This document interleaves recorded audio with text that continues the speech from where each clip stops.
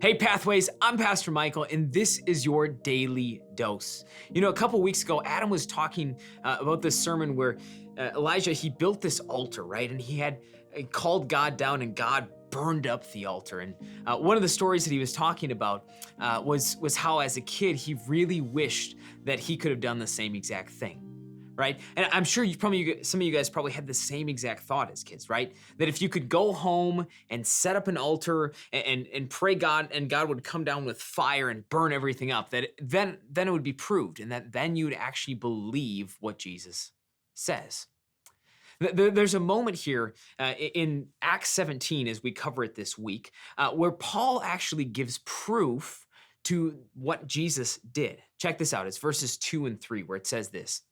As was his custom, Paul went into the synagogue, and on 3 Sabbath days he reasoned with them from the scriptures, explaining and proving that the Messiah had to suffer and rise from the dead. This Jesus I'm proclaiming to you is the Messiah, he said. See, we as followers of Jesus can stand confidently on the evidence that Jesus did exist and on what he did.